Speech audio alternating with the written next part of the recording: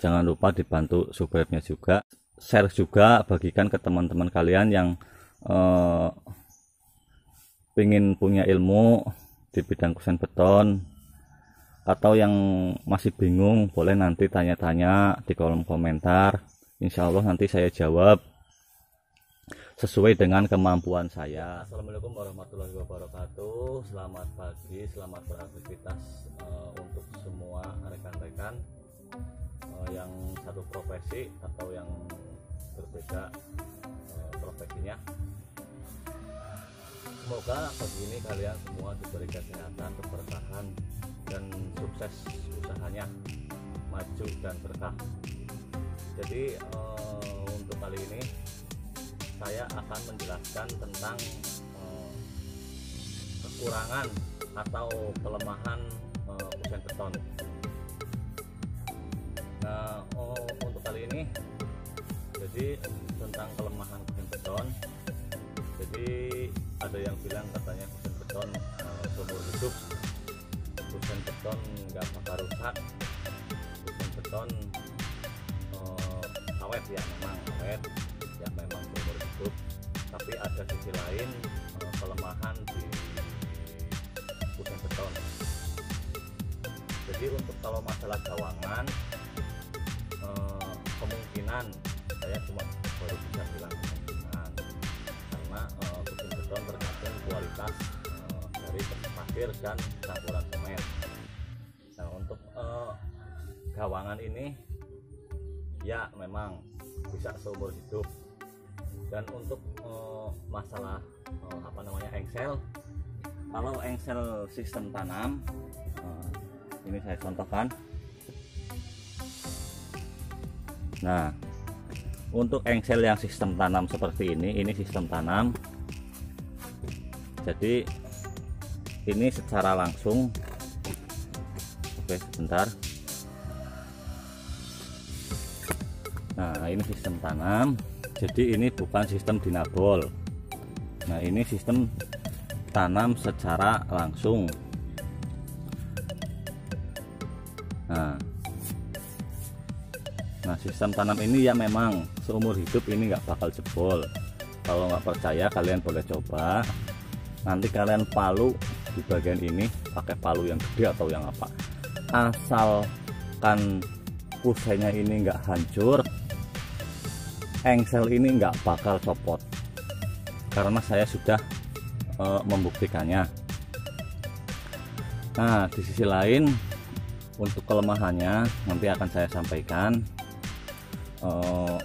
nanti saya contohkan untuk kelemahannya.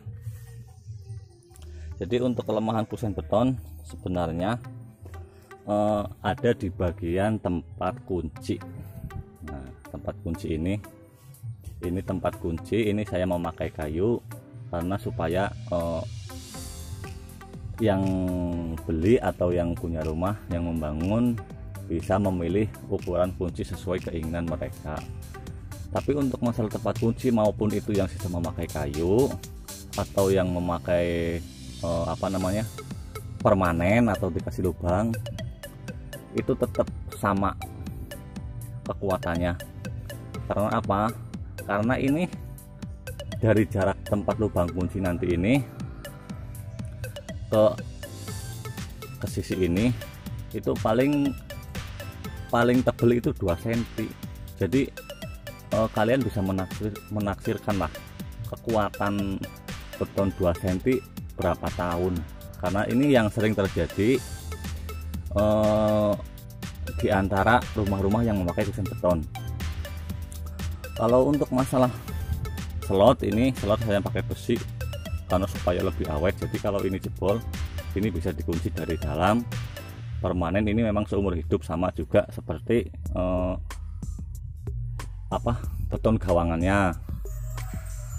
Nah, untuk lubang kunci ini saya sarankan untuk teman-teman yang memakai kusen beton atau membangun rumah yang ingin menggunakan kusen beton, saya sarankan untuk bagian pintu depan lebih baik menggunakan kayu, walaupun dalam istilah kayu lebih mahal, tapi demi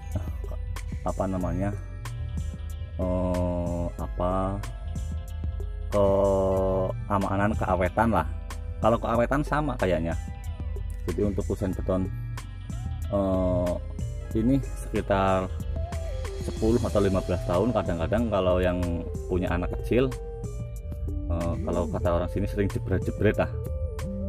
Ini antara 10 sampai 15 tahun, kadang ini jebol. Tapi kan masih ada selot cadangan dari dalam. Tapi saat kita bepergian kan nggak bisa dikunci dari dalam, kita harus kunci dari luar. Nah, jadi saya sarankan untuk pintu depan menggunakan kusen kayu yang bagus, jangan pakai yang kayu yang biasa-biasa untuk pintu depan, karena kayu yang biasa-biasa sekelas albasiah atau kalau kata orang sini albiso lah atau albi, itu sama, paling kekuatannya 10 tahun udah keropos, sama dengan kusen beton. Tapi kalau dibandingkan kayu albasia, di dalam istilah sama-sama kuatannya 10 tahun atau 15 tahun, lebih murah kusen beton. Jadi kalau sama-sama diganti ya, kalau depannya pakai kayu yang biasa, lebih baik pakai kusen beton karena lebih murah. Beda dengan kayu yang sekalian kayu pakai jati ataupun kalau kata orang sini kayu laban juga bagus untuk pintu depannya. Kalau masalah untuk besi kusen beton, meskipun penganyamannya hanya dikasih jarak seperti ini menggunakan kawat putih dan besinya saya memakai besi 6, tapi saya jamin ini sudah kuat, ini enggak bakalan patah umur hidup. Beda kalau kita menggunakan besi 8, tapi kebanyakan kalau yang pakai besi 8 itu besinya pakainya 1, enggak 2 seperti ini, jadi ditaruhnya di tengah. Nah, lebih baik kita menggunakan besi 6 daripada pakai besi 8 tapi cuma 1, karena untuk kusen beton lebarnya itu lebarnya cuma 5 cm, nggak bisa pakai besi dianyam seperti besi rumah pada umumnya. Jadi meskipun hanya seperti ini, kualitasnya tergantung pada kualitas pengecoran betonnya, bukan pada besinya. Yang penting kalian tidak memakai bambu. Memang saya dalam istilah belum lama lah berikan kusen beton, mungkin sekitar 8 atau mungkin 10 tahun, 8 sampai 10 tahun saya istilahnya belajar kusen beton. Tapi insya Allah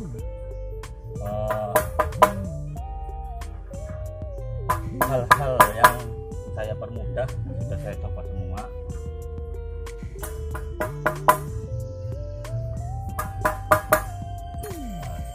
Walaupun hanya seperti ini, kekuatannya sudah dijamin daripada kita menggunakan besi 8 tapi hanya 1.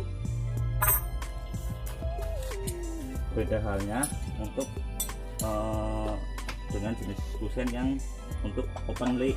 Nah, untuk open lay ini, jadi karena ini nggak memakai engsel, ini kekuatannya bisa selamanya ya, dalam artian kemungkinan nggak ganti-ganti lah. Kalau selamanya sih saya nggak tahu, karena kita juga nggak mengalami selamanya. Umur kita cuma tapi berapa tahun, nggak mungkin selama-lamanya. Sampai anak cucu ya nggak tahu, kita kan nantinya nggak ngalamin itu. Sampai berapa turunan yang kita nggak bisa menentukan. Dalam artian dalam kita masih hidup ini masih awet. Dan kadang juga kan bangunan rumah kita bosan motifnya, jadi banyak juga kusennya masih awet, tapi motifnya sudah bosan, jadi kadang ganti motif. Tapi kalau untuk kusennya insya Allah kekuatannya bisa dijamin lah kekuatannya. Kita dengan pintu.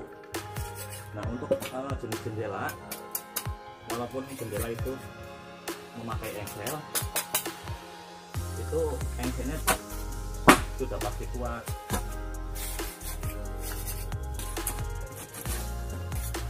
Nah ini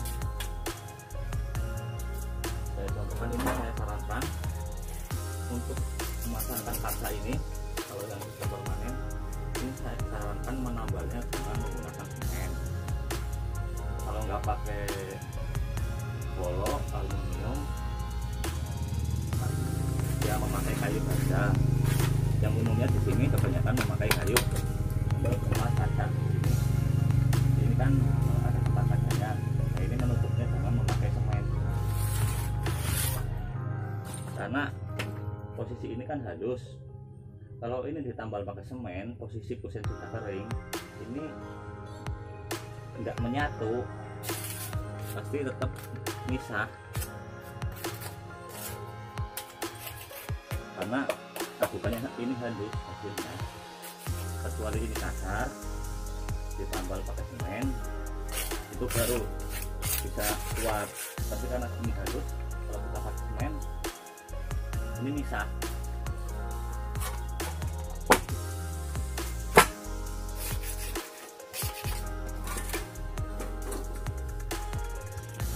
Nah ini untuk engsel jendela, walaupun kita pakai yang biasa, ini yang sudah-sudah. Nah ini yang sudah-sudah, ini memang nggak pernah ada kendala atau engsel copot. Ini apalagi kalau engselnya pakai yang bagus, karena di sini saya memakai engsel yang bagus hanya untuk pintu. Nah karena untuk jenis jendela ini kan walaupun sering dibuka, bebannya nggak terlalu berat. Nah untuk bebannya tidak terlalu berat, jadi kekuatannya insya Allah dijamin. Jadi untuk kalian yang masih baru di bidang kusen beton harus diperhatikan. Nah untuk yang tadi masalah lubang kunci ini, memang saya dalam istilah belum menemukan yang memang sangat-sangat kuat, itu saya belum bisa menemukan. Tapi karena ini saya kan dikasih besi untuk nahan kayu atau nahan lubang yang buat kunci, jadi kekuatan istilahnya 2 kali lipat lah. Dalam artian ini nanti saya contohkan untuk yang jebol, yang dulu saya nggak pakai besi di atas kayunya.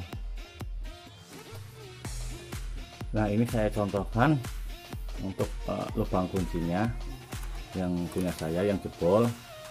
Ini contohnya seperti ini. Ini lubang kunci yang terkayu, dan ini lubang kunci yang kusen. Nah ini jebol. Karena ini jebol, jadi saya tutup menggunakan adukan permanen. Jadi ini hanya bisa dikunci dari dalam, nggak bisa dikunci dari luar. Nah seperti ini. Nah jadi saya menggunakan besi cadangan seperti ini. Nah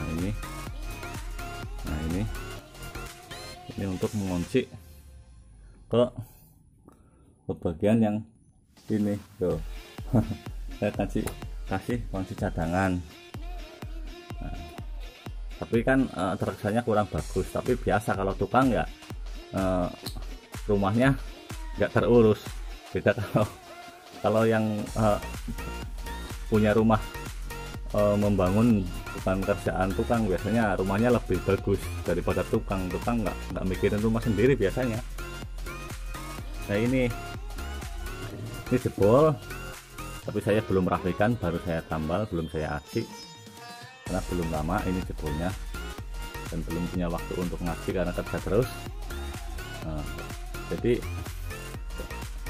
kekuatannya beda kalau dibagi, karena ini tipis, ini hanya jadi lubangnya di tengah, ini ke tepian ini paling sekitar 1,5 cm kayaknya, ya maksimal paling 2 cm, tapi saya rasa nggak ada 2 cm, paling 1,5 cm ya, maksimal 2 cm lah umpamanya.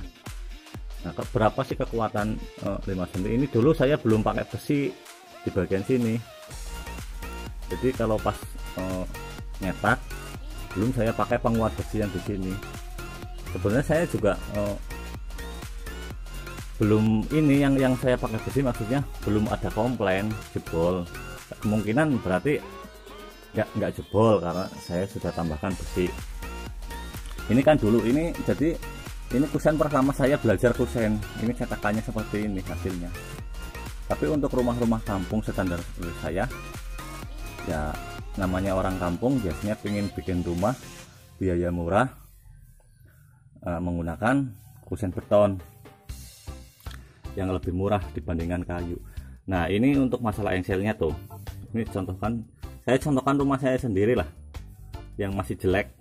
Nah, ini jadi engsel ini yang copot bukan yang ke bagian kusennya, jadi ke bagian yang daun pintunya tuh.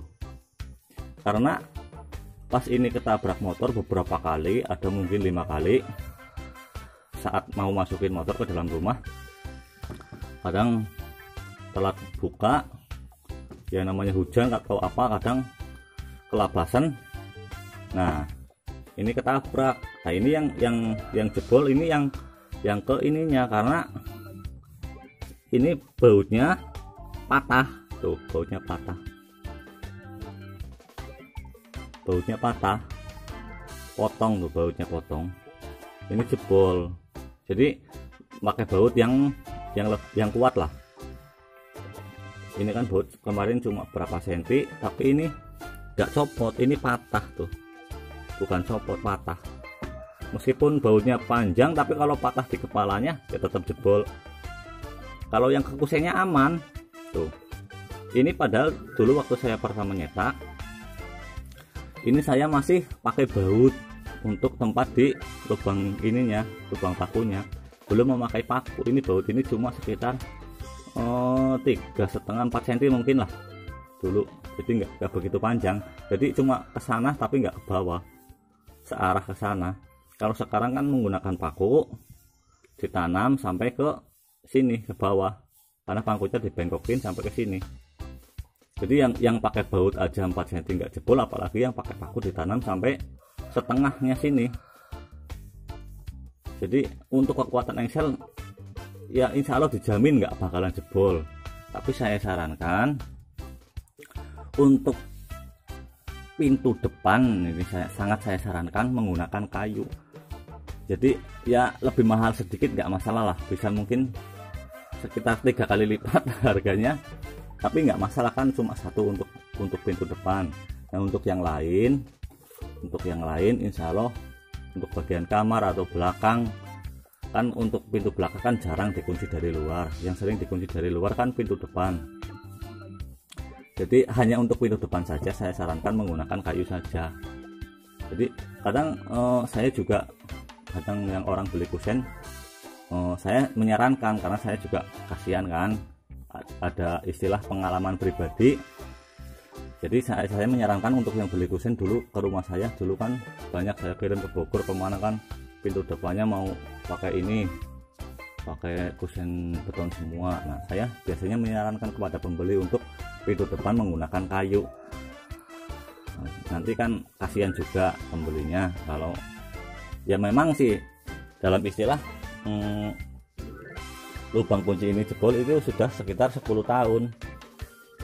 Jadi enggak cuma berapa tahun jebol, enggak, ya minimal 10 tahun lah baru jebol, ya antara 10 sampai 15 tahun paling baru jebol. Jadi enggak berapa tahun, 1, 2 sampai 5 tahun jebol, enggak. Jadi ini sudah 10 tahun baru jebol. Jadi dalam istilah dengan harga yang murah 10 tahun ya sudah cukup lah. Nah, untuk yang jendela, untuk masalah engsel kayaknya tadi sudah dijelaskan. Nah, ini pengalaman pribadi juga, rumah kakak saya sendiri. Jadi saya sarankan kalau kusen jendela untuk layar kacanya ini, tempat kacanya, kayunya, kalau yang enggak sistem permanen, sistem bukaan, saya sarankan untuk slotnya ini, kunci slot ini saya sarankan dikasih dua di sisi dan di sisi juga. Jadi saya sarankan untuk ini saya sarankan dikasih dua saja, di pinggir sini sama di pinggir yang bagian sini.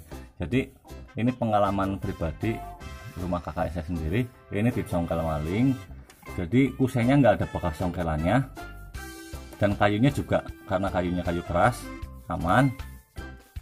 Tapi si slot ini patah, ini rumahnya, ini rumah slotnya ini patah, bengkok.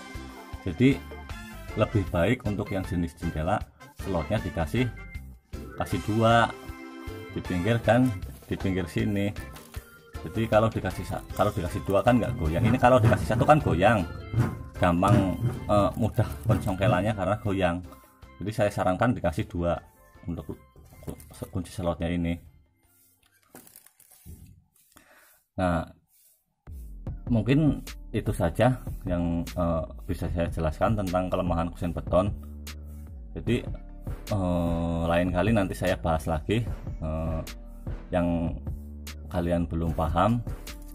Jadi untuk yang mau pakai kusen beton, saya sarankan untuk bagian pintu depan saya sarankan menggunakan jadi hanya itu saja yang bisa saya jelaskan tentang kelemahan kusen beton. Jadi saya sarankan yang mau bikin rumah memakai kusen beton harus diperhatikan dulu video ini dan penjelasan saya, karena untuk masalah yang lain mungkin seperti engsel atau gawangan atau slotnya itu aman, maksudnya slot darurat lah. Ini beda dengan lubang kunci, karena untuk bagian lubang kunci saya juga belum menemukan yang terbaik, hanya itu yang sesuai dengan pengalaman saya. Jadi tolong juga buat teman-teman yang masih pemula harus diperhatikan juga seperti itu, dan dibantu juga subscribe-nya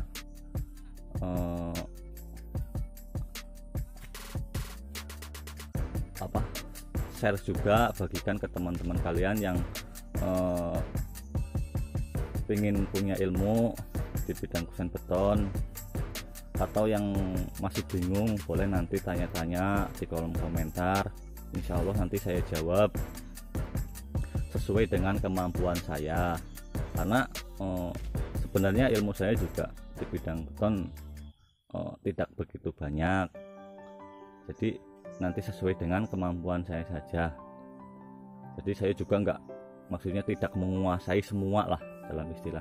Ini cuma sesuai dengan pengalaman saya 10 tahun di bidang kusen beton itu. Jadi sekian saja penjelasan tentang kelemahan kusen beton dari saya. Jangan lupa dibantu subscribe-nya juga. Assalamualaikum warahmatullahi wabarakatuh.